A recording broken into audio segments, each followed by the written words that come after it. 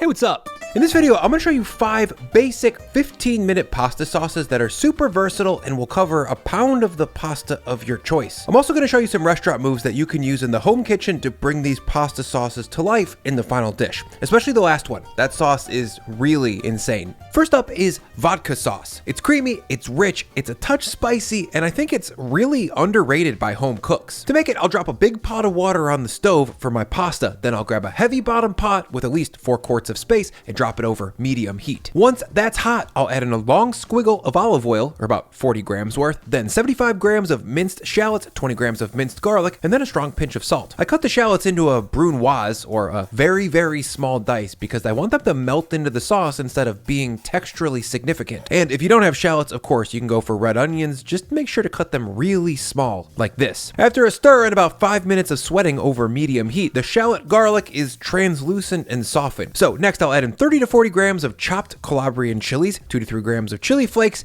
and a little bit more oil to keep things sizzling properly. Next I'll jump in, stir to combine, and sweat the chilies with the aromatics for about 2 minutes or until the oil is perfumed with the fruity heat of the Calabrians. If you don't have Calabrians, sub in an extra pinch or 2 of chili flake. 2 minutes later, I'll add in 1 whole can of tomato paste, which is about 170 grams. Then I'll jump in and fry that in the chili garlic oil over medium heat to round off any sharp acidity, develop a little bit more sweetness, and blunt any canned tomato flavor. 2 minutes later, the tomato paste is turned a little bit rusty and everything is starting to glaze up the bottom of the pot. At this point, it's time to add in the namesake of this dish, vodka. 100 grams worth. If vodka isn't morally aligned for you, you can use water here. Just know that you're going to be missing out on a couple of percentage points of flavor. By the way, if you're wondering, vodka helps pull out extra flavor from the tomatoes and aromatics that aren't soluble in water, just alcohol. It also adds just a little bit of bite that makes the creamy sauce taste better without making it taste like booze. 30 seconds later, the vodka is simmered off and we're left with a flavorful paste. So I'll move on to add in 350 grams of heavy cream,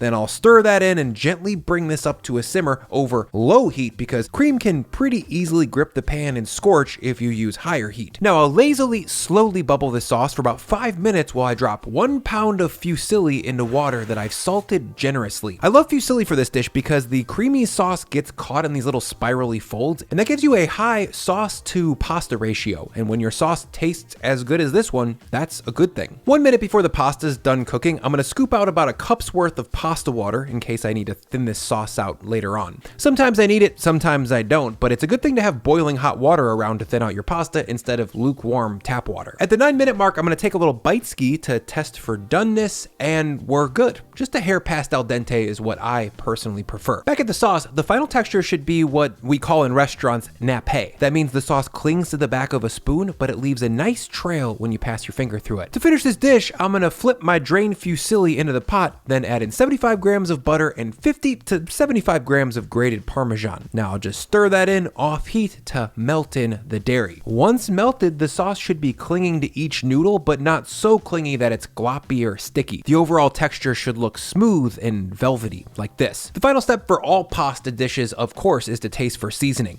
And I think that tastes great, but I still want just a little bit more high end from a small pinch of salt. And this sat for a second, so it tightened up a little bit too much. So I'm gonna grab some pasta water and splash that in to bring things back to being a little bit more saucy. To serve, I'm gonna pile this into a nice low pasta bowl, then top with a generous hit of grated Parmesan cheese, and then a little fresh cracked black pepper to bring a different kind of heat than the Calabrians or the chili flakes. And that is a dreamy, creamy vodka sauce that's teed up for a variety of different pasta shapes, not just fusilli. Now let's taste it.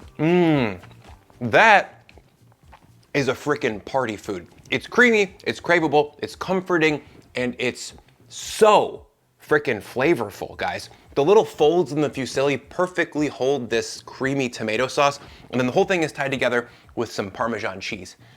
It's so good, I love it. I think more people should make this dish at home. Up next is a maximalist version of tomato sauce called Amatriciana. At first glance, it looks simple and maybe even a little bit boring, but I assure you that it will expand what you thought was possible from a basic can of tomatoes. To make it, I'll start with some kind of cured pork product. Traditionally, that's guanciale, which is cured and dried pork jowl. Guanciale is really fatty though, so cutting it is very hard if it's not hard. So to firm it up, I'm gonna throw it into the freezer for about 15 minutes. Oh, and by the way, I got this guanciale at my local Italian market, but if you can't find it, pancetta or bacon would be a fine sub. Once the jowl is firmed up, I'm gonna cut it down into 1/2 inch thick discs. As you can see, it kind of looks like I'm struggling a bit here because it's very firm from the freezer, but I would much rather have this pork be harder than softer. Cutting room temperature guanciale is very unpleasant and greasy. Next, I'm gonna cut my pork rounds into strips, then turn 90 and cut into a clean, small dice. Avoid large rustic chunks here if you can, because those aren't gonna evenly render and then they'll kind of stand out as flabby, chewy bits in the final dish. In total, I need about a 1/2 pound or 225 grams of small diced guanciale or some other kind of fatty cured pork. From here, I'm gonna grab my heavy bottom pot yet again and drop it on the stove next to some boiling pasta water. Once up to medium heat, I'll drop in my diced guanciale, then add in a big splash of water. This water is gonna help render the fat much faster and more evenly. From here, I'm gonna slowly, gently render the pork for about 10 minutes, stirring every 2 minutes or so to make sure that the meat isn't getting too browned or crispy. All I want here is to fully render out the flabbiness and get a little development of flavor from the pork frying in its own fat. At around 10 minutes, the pot has started to glaze up with pork drippings and there's a little bit of browning going on. So to arrest that darkening of flavor, I'm gonna add in a splash of water to deglaze, then I'm gonna scrape that up. Man, this is looking really good now. The pork is fully rendered and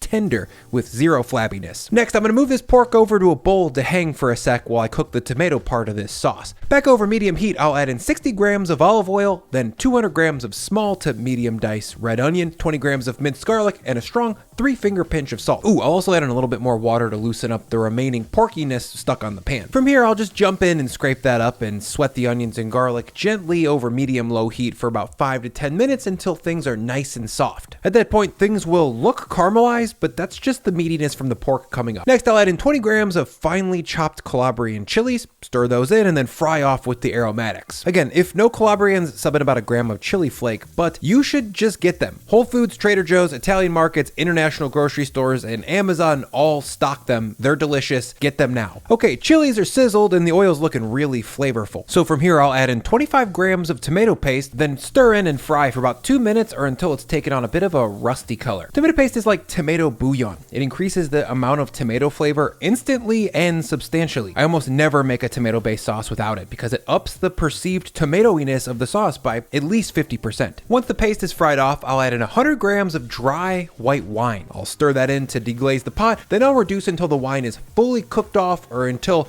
au sec, which is French restaurant speak for until dry. Once the alcohol is cooked off and the wine has reduced until my spatula leaves a little trail like this, I'll add in 1 pureed can of nice tasting crushed tomatoes. Brand wise, I like Bianco di Napoli or Cento best. Then 1 grams of oregano, 3 to 5 grams of sugar, and 1 more pinch of salt to season the tomatoes. From here, I'll stir and bring up to a low simmer and cook for about 7 to 10 minutes while I drop 1 pound of pasta into my pot. In my kitchen, Amatriciana gets bucatini. I love it because it has this tube shape and that brings a level of textural contrast and springy bite that spaghetti just doesn't have. Before the pasta's done cooking, again, I'm gonna reserve some pasta water for adjusting sauce thickness. Then I'll drain off the bucatini, throw it into the sauce. Then to finish, I'll throw in a splash of the reserved pasta water and then 40 to 50 grams of grated pecorino cheese. From here, I'll fold together until the cheese is melted and the pasta and sauce have unified into one beautiful thing. Of course, before serving, one last taste for salt, and I think this needs a little bit more sharpness from the pecorino and a tiny pinch more salt. To serve, I'll swirl into a bowl, then top with a couple of chunks of rendered pork and a little bit more tomato sauce, and then finally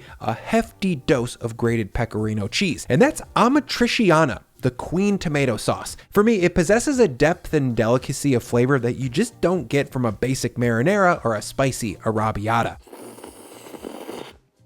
Bucatini is a beautiful slurping noodle. And texturally, when those two sides come together and get squished in between your teeth, it's really, really special. Flavor-wise, for a simple tomato sauce, there is a lot going on here. You've got the estery sweetness from the wine, you've got onion, you've got garlic, you've got fruity chilies, you've got pork flavor, you've got just an overall beautiful, robust meatiness. At the end of the day, this is just tomato sauce, but honestly, it's so good. Up next is a hybrid that smashes up 2 legendary sauces into one super sauce. But first, I'll thank Wild Grain for sponsoring this vid. If you haven't heard of them, Wild Grain is the first bake from frozen subscription box for sourdough breads, pastries, and even fresh pastas. When I was a professional bread baker, I actually had a very similar idea, but thank God Wild Grain beat me to it because there's no way that I could have done it, and I'm glad that it exists. It's extremely convenient. Having baked tens of thousands of loaves of bread myself, I can say for sure that the product here is really nice. And being able to have a fresh baked loaf of sourdough in the house without having to make it yourself is a real treat. In fact, I've baked off a couple of Wild Grain loaves at my last 2 dinner parties, and everyone agreed that it was delicious. But you can get more than just sourdough from Wild Grain. You can customize your box to include whatever baked goods you want. In my last box, I got a croissant loaf, raspberry lemon biscuits, a country loaf, cherry pie bites, and rigatoni, which is perfect for some of this leftover vodka sauce that I have. So to check out Wild Grain, click the link in my description to get $30 off your first box, plus free croissants for life. Did you hear what I just said? Free croissants for your entire life. How do they do it? I don't know, but you better click this and get the deal before they change their minds.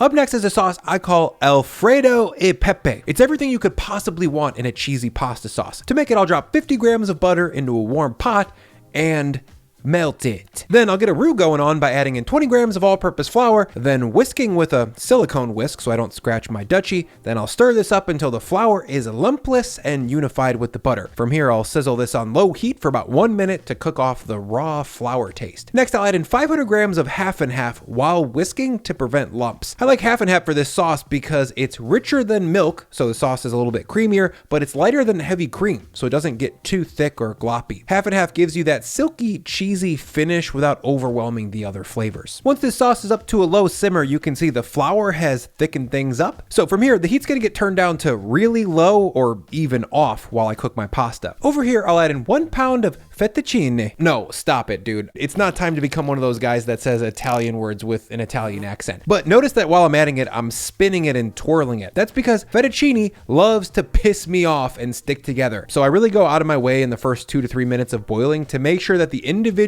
pieces of pasta are staying separated. Back at the sauce, after about 5 minutes of gentle simmering, things have thickened and the stability is there to hold cheeses in emulsion without breaking. To finish, I'll kill the heat, then add in 8 grams of salt and 8 grams of black pepper. I prefer a coarser crack here because powdery black pepper can make the sauce kind of look like gray paint. Next, in goes 75 grams of grated pecorino cheese and 75 grams of grated Parmesan cheese. For this sauce, it's really important that you grate your own cheese because pre-grated Parmesans or pecorinos are usually covered in anti-caking agents, which make them melt weird. Once the cheeses are in, I'm gonna jump in with my whisk and stir until things are melted. The residual heat here should be more than enough to melt it all together, but if yours isn't getting there, add in a touch more heat from the burner. Be careful though, because excessive heat can seize up the proteins in the cheese, which will make it grainy. And after about 30 seconds, I've got a rich, peppery, sharp cheese sauce that is equal parts Alfredo and cacio e pepe. Once the pasta is just a touch past al dente, I'll strain it off, then drop the fettuccine into the cheese sauce. Also, right away, I'm gonna add in about a half cup of reserved pasta water because fettuccine is super thirsty and cheese sauces tend to thicken quickly, so we need extra water. From here, I'll toss to combine, then give the pot an aggressive little shimmy to release more starch so things get creamier and that much more silky. Texturally, I would say err on the side of being just a little bit thinner with the sauce because it's gonna thicken and you don't want things to be overly gloppy. To serve, I'm gonna garnish with a bunch more grated cheese, then give this about a dozen cranks of black Pepe to bring the heat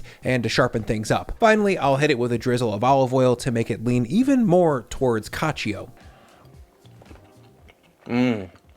It's so silky and creamy, but it's not overly heavy.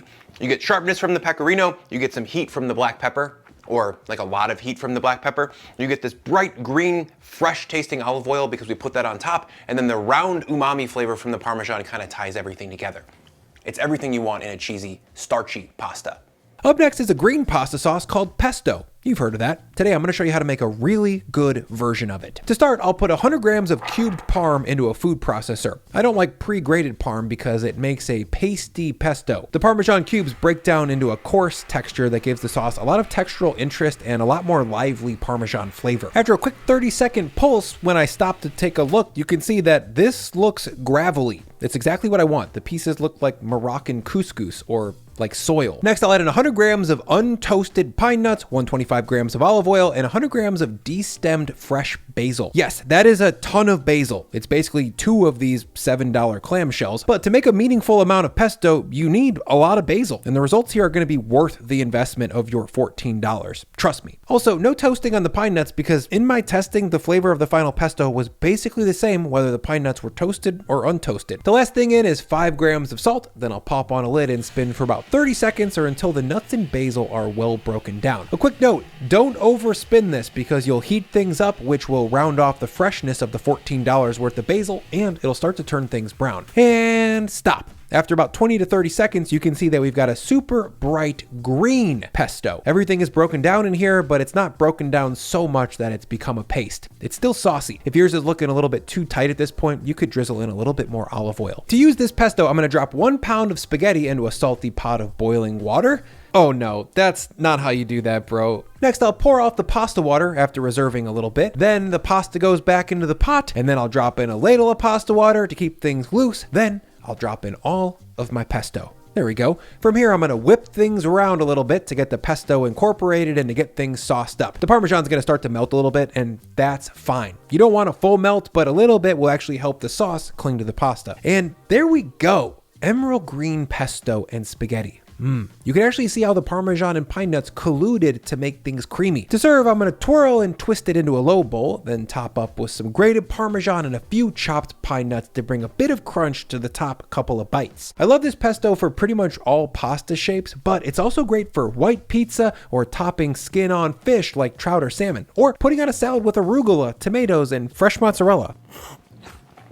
The thing that I love about this pesto in particular compared to some of the other pestos that I've made in the past is that this one is extremely basil flavored. The pine nuts, the Parmesan, the olive oil, those taste good and they elevate the entire dish, but the first and last impression that you get here is herbaceous, sweet, fresh basil, which I love. The last pasta sauce is the most decadent in this video. Mushroom Marsala. To make it into a medium heat Dutch oven, I'll add 125 grams of small diced onions, 20 grams of minced garlic, a strong pinch of salt, then I'll stir to get those things sweating. Sweating is more of a mellow cooking process than sauteing or stir frying. With sweating, we want just enough heat to cook the moisture out of the onions. That moisture will then soften the aromatics as we cook them, which will keep browning at bay, which is what we want. After 5 minutes, we've got a soft, clear, aromatic base with no caramelization, so next I'll add in 175 grams of diced mushrooms and another little pinch of salt. After about 5 minutes, these mushrooms have sweat out their liquid and they've softened a little bit. So next I'll add in 2 grams of chopped fresh thyme. Then I'll stir that in and continue to sweat things down for about 6 to 7 minutes over medium heat. I'll call things good to go here when the mushrooms have shrunk by about half, the onions are totally soft, and there's just a little bit of browning going on. From here, I'll add in 125 grams of Marsala wine and stir that in to deglaze the stuck mushroom fond and to cook off the alcohol flavor. If alcohol is a no-go for you, use 10 grams of wort, a touch of sugar, and 100 grams of beef stock. Okay, once the pan's scraped up and the Marsala is cooked down until au sec like this, I'll add in 200 grams of heavy cream and a small splash of water, then bring the whole thing up to a simmer and cook down for 5 minutes. If you're wondering why I'm using cream over half and half, it's because there's no cheese in the sauce, so the extra fat in the cream is actually welcome. Now, while that sauce finishes cooking, I'm gonna add in 1 pound of frozen raviolis to my pasta pot. Yes, I'm not ashamed to use store-bought stuffed pastas, especially ones from a nice Italian market. These are only like $6 a pound and they are more than passable in terms of quality. Okay, back at the sauce, you can see that after a little bit of reduction, my spoon leaves a lazy trail when I pass it through. Again, we're looking for a nappe consistency here. This thickness is gonna grip the pastas beautifully. And I'm also gonna just add a little bit more salt in.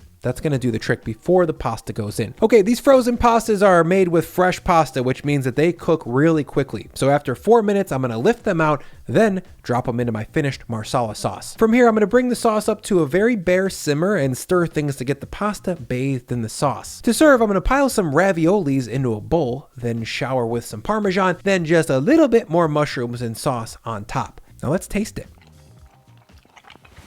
What? It's perfectly sweet from the Marsala. The mushrooms are earthy, they're perfectly cooked. There's cheese inside the pasta, and the whole thing is coated in this satiny, beautiful cream sauce. I love it. If you liked this video and you want some more meticulously tested recipes explained in detail, then oh man, you're gonna love the video linked on screen. I'll see you there.